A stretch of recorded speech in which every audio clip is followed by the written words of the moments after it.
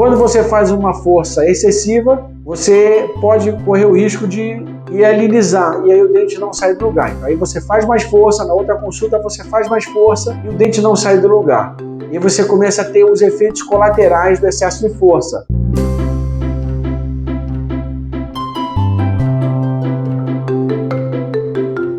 Olá, o assunto hoje é tracionamento dentário.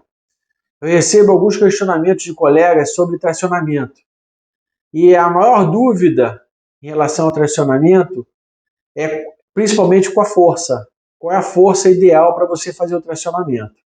Mas antes de falar de força, o mais importante é você fazer um bom diagnóstico em relação à posição do dente. A gente fala muito tracionamento de caninos, porque os caninos, principalmente os caninos superiores, são os dentes que vão ficar mais impactados, porque são os últimos a nascer, então eles vão ficar com problema de espaço, e via de regra o canino ele faz uma impactação, ou por palatina ou por vestibular. Alguns acham que pela palatina é mais fácil, outros acham que pela vestibular é mais fácil. Qual o cuidado que a gente tem que ter em relação a isso? Primeiro, é a recuperação do espaço. Então a gente tem que usar um tipo de aparelho para você inicialmente recuperar o espaço e posteriormente você fazer esse tipo de tracionamento.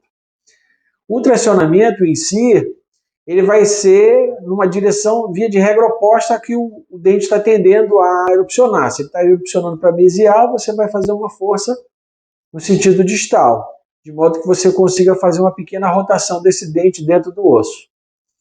E o mais importante é com relação à força, voltando ao problema da força. Por quê?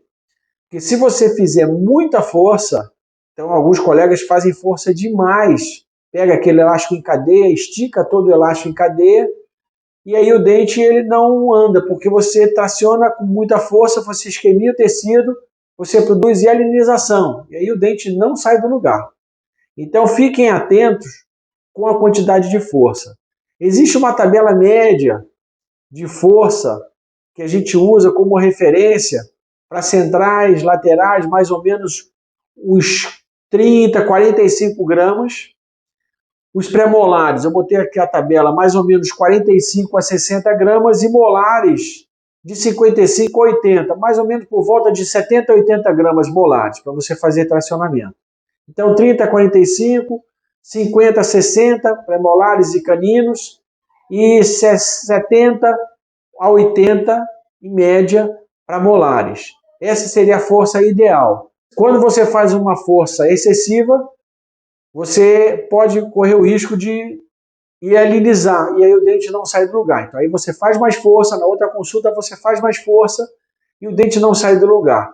E aí você começa a ter os efeitos colaterais do excesso de força, que é o movimento contrário aos dentes de suporte, ou seja, os dentes de ancoragem. Então se você está tracionando um canino, e você está usando o arco preso nos laterais e premolares, às vezes começa a abrir a mordida no lateral, no central, no premolar, e o canino não vem.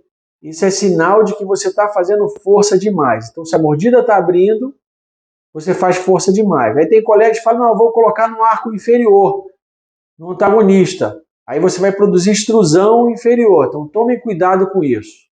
Não há necessidade de muita força. A força deve ser leve e contínua. Imaginando que, se eu estiver fazendo força com elástico, o elástico tem uma degradação grande no meio bucal. Então você começa com uma força ideal hoje, amanhã essa força já decresceu, depois da manhã também, e assim vai. Então você, se estiver fazendo tracionamento com elástico, você deve fazer um acompanhamento mais próximo. As visitas vão ter que ser mais próximas, para evitar que você inicie com uma força ideal e daqui a uma semana não existe mais força. Se você fizer com molas de níquel e titânio, tem uma vantagem que as molas elas não perdem a elasticidade. Então você tem um controle mais perfeito do seu tracionamento. Isso vai de cada caso e de cada escolha do ortodontista. Essa é a minha dica para vocês. Tome cuidado com a força. Se você gostou do vídeo, dê um like lá, compartilhe se você quiser. Não deixe de se inscrever no canal.